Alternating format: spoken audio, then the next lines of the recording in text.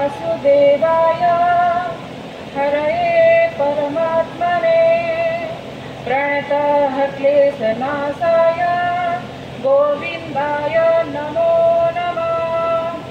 शान्तकार भुजगशयनं पद्मनाभं सुरेशं खोल दिया सही रंग अंदर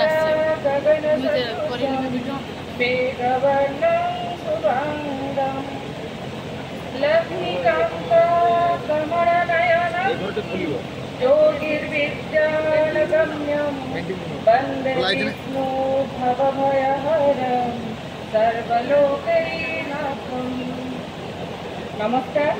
आज सरकारी उपरा विद्यालय बारिंगा द्वारा आयोजित षष्ठ वार्षिक सांस्कृतिक उत्सव 2024-25 मु साई कृष्णा मिश्र आपण मानक जनाऊँगी हार्दिक शुभेच्छा और शुभकामना। हेमाळ पवन बहे घन घन सायान्न कुहुड़ी भरा, हेमाळ पवन बहे घन घन सायान्न कुहुड़ी भरा, मन चाहे आज निआरा सुहाग कुसुम सेजर केरा, कुसुम सेजर केरा।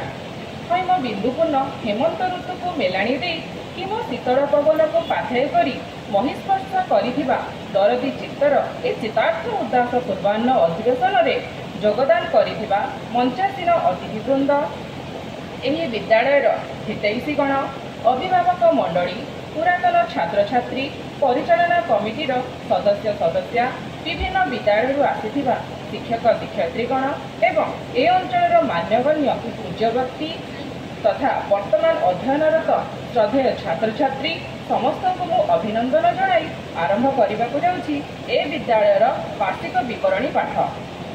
ए मधुमय सृष्टिर मुख्य आधार होउछि शिक्षा।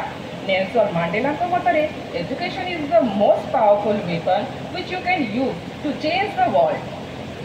अद्वितीय अधूषित ए अंचल को ज्ञानी लोक प्रदान निमंते प्रथम प्रदीप सदृश निकटस्थ पाइकस्ता और बारिंगा ग्राम निवासी शिक्षाप्रेमी ऋषि प्रतिम स्वर्गत नारायण दास, सुरेन्द्रनाथ पति, उपेन्द्र मिश्र, भागीरथी पंडा, जगन्नाथ मणि, सपन विश्वाड़, हेमेन्द्र पाणिग्राही, बांछानिधि साहू, पूर्णचंद्र साहू, कुशा मणि, जगन्नाथ पंडा, मोहन प्रसाद साहू एवं आहरी अनेक ग्रामवासी प्रचेषा और शिक्षा विभाग शुभ दृष्टिक्रमे उक्त प्राथमिक विद्यालयटी उन्नीत उच्च प्राथमिक विद्यालय परिणत हुए सन 1996 मसीह।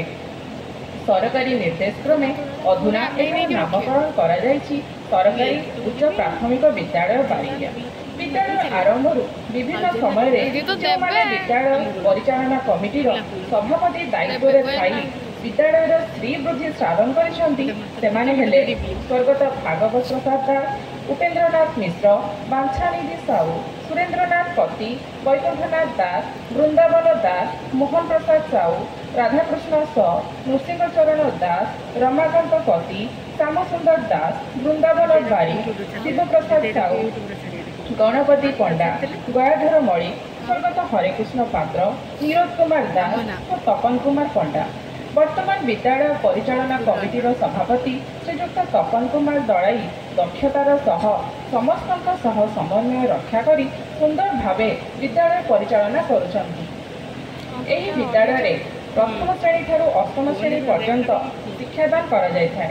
चलित वर्ष मोट छात्र छात्री संख्या 103 एवं प्रधान शिक्षक को छाड़ी एठारे 5 जन शिक्षक शिक्षयित्री कार्यरत। विद्यालयर गुणात्मक शिक्षा एफएलएम कार्यक्रम बेस संतोषजनक भाव चालू अच्छी।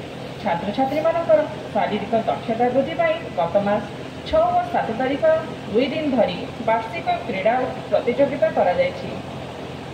एसहित मानसिक दक्षता अभिवृद्धि प्रबंध, क्विज, वक्तृता और चित्रांकन प्रतियोगिता करा जाय कृति छात्र छात्री मानकु आजिर आलोचना करिथांती तथा प्रति मास टीटीए डका जाई छात्र छात्री मानकर पाठोन्नति संबंध में आलोचना करा जाय थाए। विद्यालय परिचालना कमिटी मध्याह्न भोजन दायित्व नहीं छात्र छात्री मानकु मेन्यू अनुजाई सुस्वादु पुष्टिकर खाद्य जोगाई दिया जाय थाए। विद्यालय निरापत्ता कमिटी प्रति 2 मास अंतरे विद्यालय निरापत्ता संपर्क में आलोचना करी तार प्रतिकार व्यवस्था मध्य करिथाए। ଏହି ବିଦ୍ୟାଳୟରେ ଇକୋ ଆଣ୍ଡ ୟୁଥ୍ କ୍ଲବ ଗଠିତ ହୋଇ ସରକାରୀ ପାଣ୍ଠିରେ ବିଭିନ୍ନ ଉତ୍ସବ ପାଳନ କରିବା ସଙ୍ଗେ ସଙ୍ଗେ କୃତି ଛାତ୍ରଛାତ୍ରୀମାନଙ୍କୁ ମାନପତ୍ର ସହ ପୁରସ୍କାର ପ୍ରଦାନ କରିଥାଏ। ସମଗ୍ର ଶିକ୍ଷା ମାଧ୍ୟମରେ ଛାତ୍ରଛାତ୍ରୀମାନଙ୍କୁ ବିନା ମୂଲ୍ୟରେ ପାଠ୍ୟପୁସ୍ତକ, ଟ୍ୟାବ୍ଲେଟ୍ ଓ ଆଲବେଣ୍ଡାଜୋଲ୍ ଟ୍ୟାବ୍ଲେଟ୍ ତଥା ବିଦ୍ୟାଳୟର ଉନ୍ନତିକରଣ ପାଇଁ କମ୍ପୋଜିଟ୍ ଗ୍ରାଣ୍ଟ ଯୋଗାଇ ଦିଆଯାଉଛି। ଉକ୍ତ ବିଦ୍ୟାଳୟରେ ଅଧ୍ୟୟନ କରି ବହୁ ଛାତ୍ରଛାତ୍ରୀ ରାଜ୍ୟର ବିଭିନ୍ନ ପଦପଦବୀରେ ଅଧିଷ୍ଠିତ ହୋଇ ନିଜ ଗ୍ରାମକୁ ତଥା ଉକ୍ତ ବିଦ୍ୟାଳୟକୁ ଗୌରବାନ୍ୱିତ କରିଛନ୍ତି।